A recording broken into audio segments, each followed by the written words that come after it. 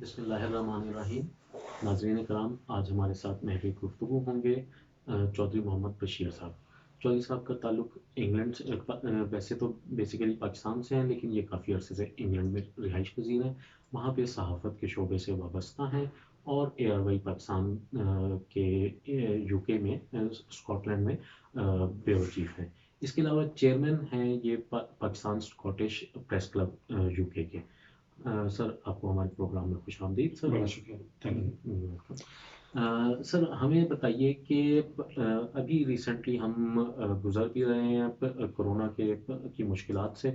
پاکستان میں بھی کرونا پھیلا، انگلینڈ میں زیادہ پھیلا.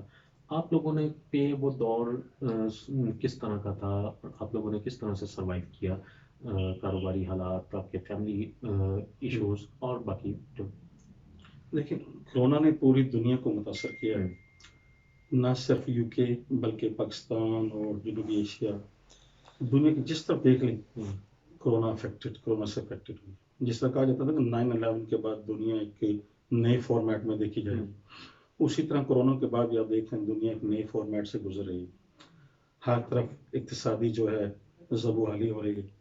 خاص طور پر ہمارے پاکستان جو آلریڈی گزر رہا تھا ایک معاشی بحران سے، یہاں پہ اور زیادہ ہوگی. لیکن یو کے میں ایسا تھا کہ یو کے ایک جسے کہتے ہیں معاشی طور پر مستحکم ملک تھا. اس پہ جب کرونا آیا تو حکومت نے ہر جو اپنے شہری تھا اسے کوئی نہ کوئی پیکج دیا ان کی جسے کہتے ہیں امداد کے لیے، جس میں وہاں جو عام شہری ہے اتنا متاثر نہیں ہوا ایز کمپیئر ٹو اگر آپ پاکستان یا جنوبی ایشیا یا ترقی پذیر ممالک میں دیکھتے ہیں. دوسری طرف اگر ہم جرنلزم پہ جائیں تو ہمارے جو صحافی بھائی ہیں بڑے مشکل حالات میں، جب یہ کرونا پھیل رہا تھا جا کے لوگوں میں انٹرویو لے رہے ہیں، اور اس دور میں جب پینڈیمک چل رہا تھا خطرہ تھا کہ آپ کو کرونا ہو سکتا ہے، جس کا خود میں اکتوبر میں شکار ہوا. وہاں کشمیر کی ریلی تھی اگینسٹ دی انڈین آکوپیشن. میں وہاں گیا، وہیں سے مجھے کرونا ہوا، جس کا میں سفر کیا تقریباً 2-3 ہفتے تک. بڑے سخت علامات رہے. خیر، پروفیشنلزم یہ تو آپ کی ڈیوٹی ہے، گڈ کے ساتھ بیڈ اور بیڈ کے ساتھ گڈ آپ کو لینا. لہٰذا وہاں کرونا تو بہتر رہا معاشی طور پہ، کیونکہ حکومت کے جو پیکج سے اس سے لوگوں کو کچھ نہ کچھ جسے کہتے ہیں تحفظ ملا.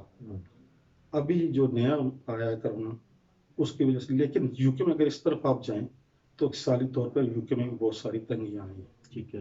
کاروبار متاثر ہوئے ہیں. چھوٹے دکاندار جو ہمارے تھے، ہمارے زیادہ تر وہاں جو لوگ ہیں وہ چھوٹے دکاندار وہ متاثر ہوئے. اسی طرح جو عام لوگ ہیں جو زندگی میں چھوٹے موٹے کام کرتے تھے، جب لاک ڈاؤن ہوا تو ان کو کام کاج ختم ہو گیا، جس کی وجہ سے انہیں مالی دشواری آئی.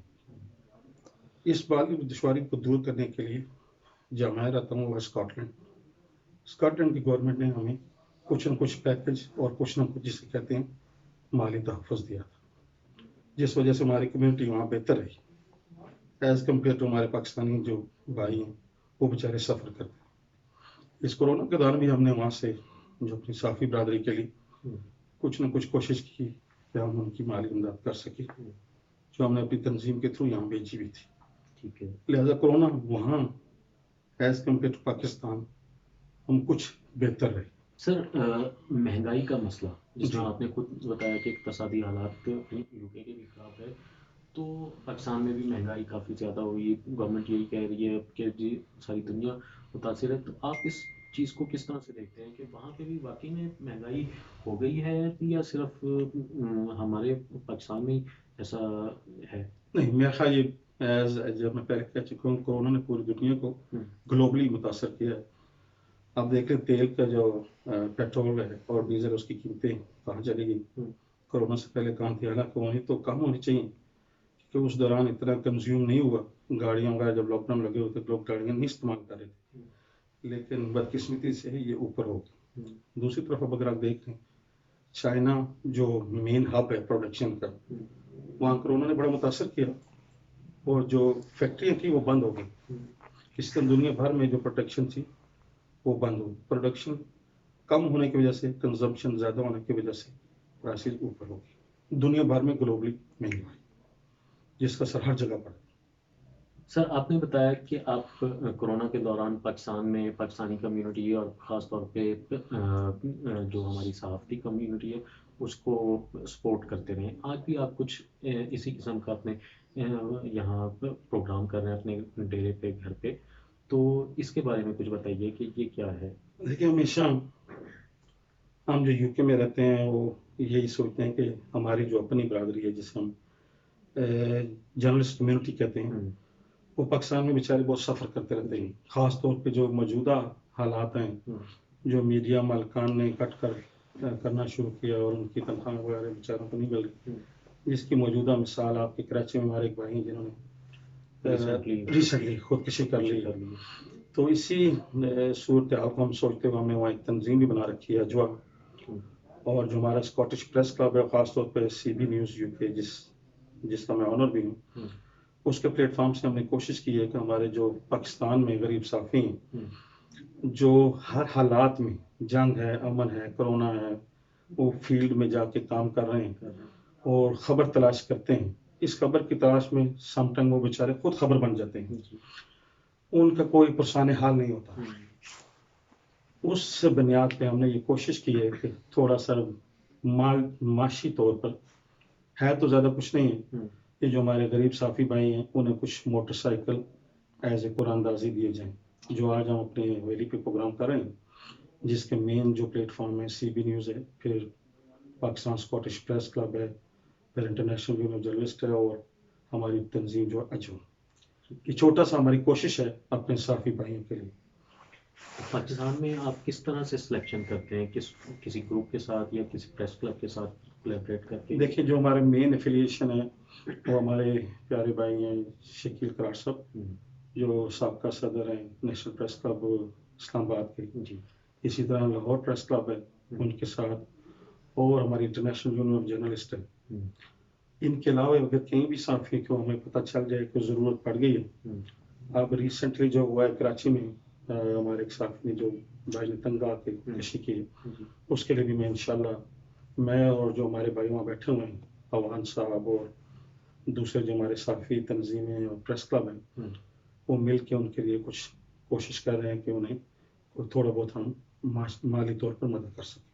سر صحافیوں کے حالات سے نکل کے اگر ہم ملکی سطح پہ بات دوبارہ سے کریں, ریسنٹلی گورنمنٹ آف پاکستان نے آپ لوگوں کو اوورسیز پاکستانیز جو ہیں ہمارے, ان کو ووٹ کا حق دیا ہے. جی وہاں کی کمیونٹی, آپ جرنلسٹ ایک معاشرے کی آنکھ ہوتا ہے, کمیونٹی کی آواز ہوتا ہے, تو وہاں کی کمیونٹی اور آپ اس ایک کام کو کیسے دیکھتے ہیں؟ دیکھیں یہ جو باہر رہنے والی کمیونٹی ہے, ہر حکومت نے اوورسیز پاکستانیوں کو ریڑھ کی ہڈی کہا. ہمیشہ ہم نے وہاں سے زر مبادلہ بھیجا, اور اپنے ملک کی جب بھی کوئی آفات آئیں, زلزلہ آیا, کسی قسم کی کوئی بھی سیلاب آیا, تو ہماری جو اوورسیز کمیونٹی ہے بڑا بڑھ چڑھ کر حصہ لیتی ہے. تو اس سلسلے میں ہمیشہ اوورسیز کمیونٹی جسے کہتے ہیں ایک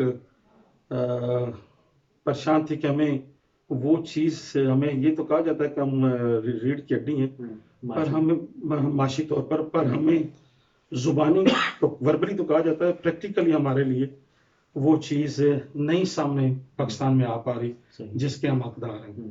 میرے خیال میں موجودہ عمران خان صاحب کا, وزیر اعظم عمران خان صاحب کی حکومت نے بہت ہی بڑا جو قدم لیا ہے کہ ہمارے اوورسیز پاکستانیوں کو ووٹ کا حق دیا ہے.